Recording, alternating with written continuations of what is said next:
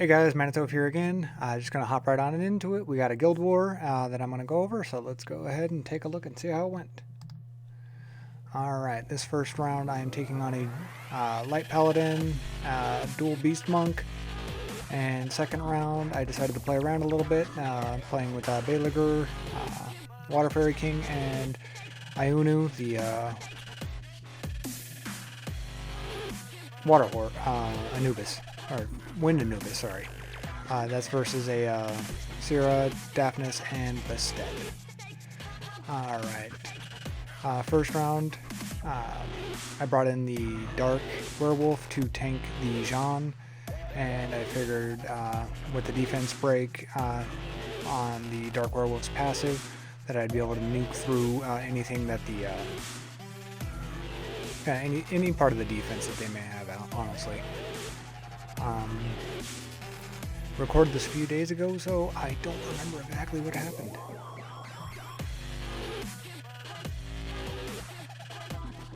The whole reason I wanted to showcase this particular guild war is because of the usage of Belager in the next match.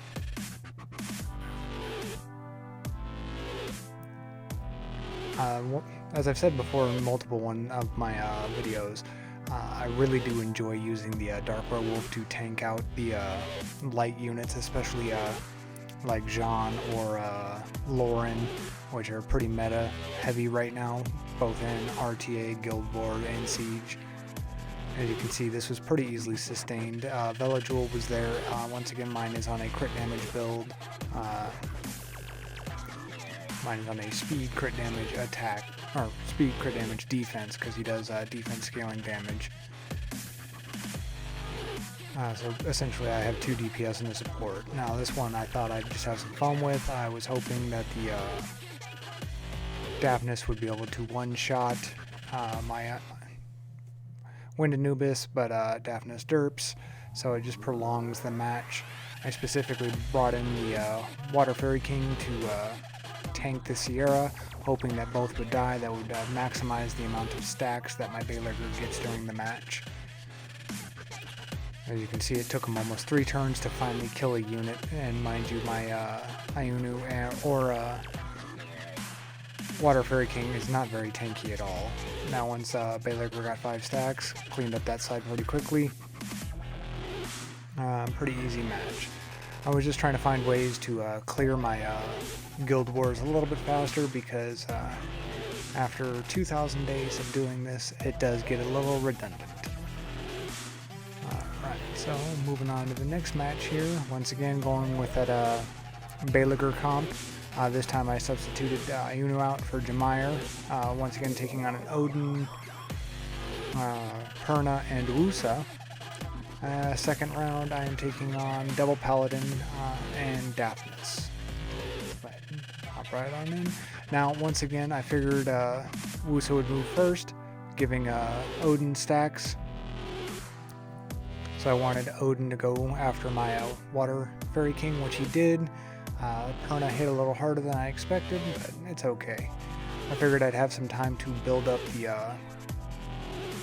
stacks on my Belager. The purpose of bringing in Jemire is once my Water Fairy King is dead, I can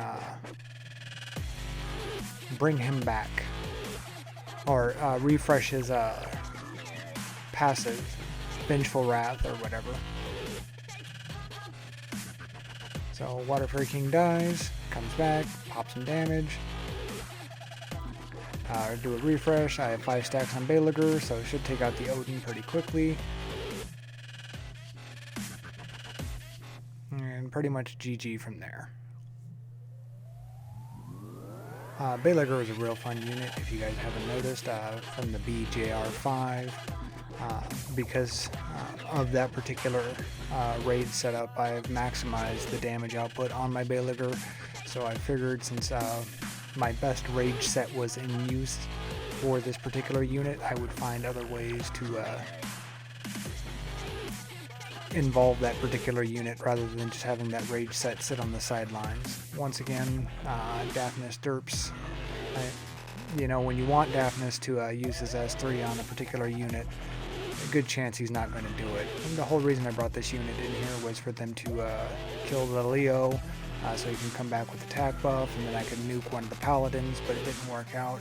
So this match ends up dragging on a little longer than I wanted it to, but it is a win.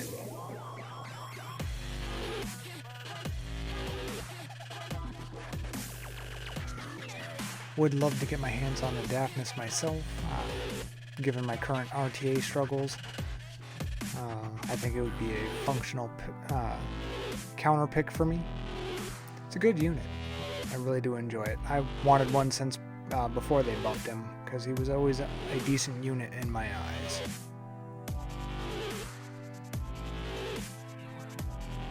I'm really excited about this, the new 2As. In the next video, I'm actually going to highlight, I finished the Varus, not the Varus, but the Varus 2A, the Dark Griffin. It's a fun unit, already pulling its weight in Guild Wars. I built it specifically for the Light Paladin counter to give me another option other than the Jolton, because that passive of if it has a higher defense, it automatically lands as a crit and stuns on the first skill if it crits. Pretty nice passive. Makes that unit way more viable. Now this last match is going to be a Kamoon Theo Triana, pretty standard comp. So I brought Leo to handle the Theo and the Kamoon because of the Leo's passive. And then for the last round, it is a Rakan, Rakuni, and Wind Beast Monk. So this is a pretty easy, just snipe and cleave.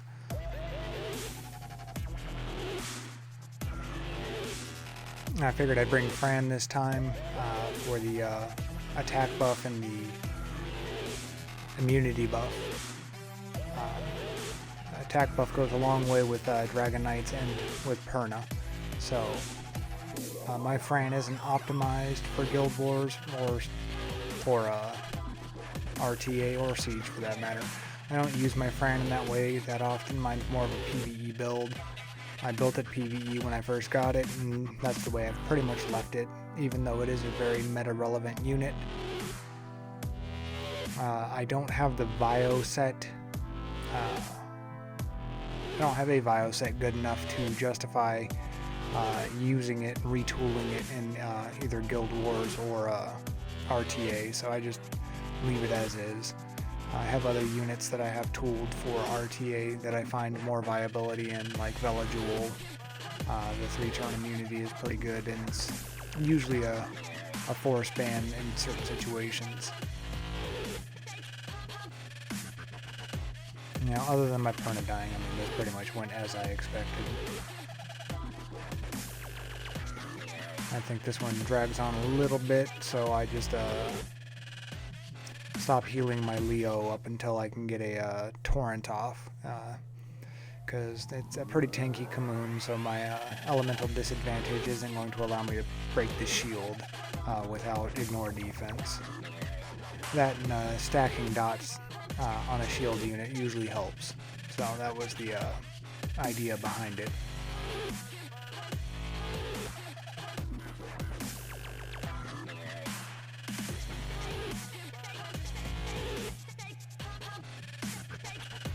As you can see, this is why I was trying to find other avenues to clear my Guild Wars a little faster, because, like I said, for 5 years of doing, 2,000 days of doing this, that's how old my account was at the point I recorded this video. Guild Wars has become very mundane.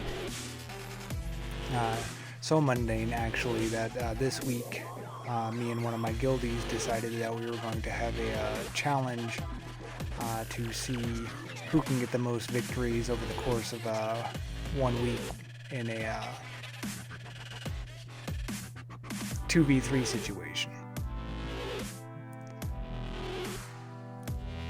The last match right here is pretty simple. I just take out the only threat that I see, which is the Ritesh. Rakan's going to target my Wind Paladin between shield and self-sustain with the invincibility buff and the shield and immunity on 3rd skill plus the heal. No way this Rakan is even gonna threaten me or threaten the Wind Paladin, so I can just start working down the units. The reason why I brought this comp, I know it's pretty cheese, but Rakan is gonna, every 3 turns it's gonna self-buff 2 buffs, which is gonna stack my Bulwark faster, so I'm going to leave the Rakan for last, just so he keeps filling up my Bulwark.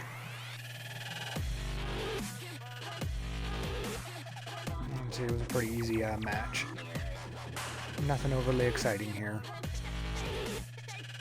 But day 1 of the 2v3 challenge has been completed, and I do have the videos recorded, so I'm just going to go ahead and put a little compilation. I'm going to probably do both my guild wars each day, and then mash them up in a compilation at the end of the day, just so you guys can see what the unit selection was for those particular matches, and while I try to justify why I picked those particular 2v3 comps. So I look forward to seeing you guys in the next video. Hopefully you enjoyed. Once again, if you see anything that you'd like me to talk about or have any questions about, please leave it in the comments below. Make sure you like and subscribe to my channel and my videos, and you guys have a great day.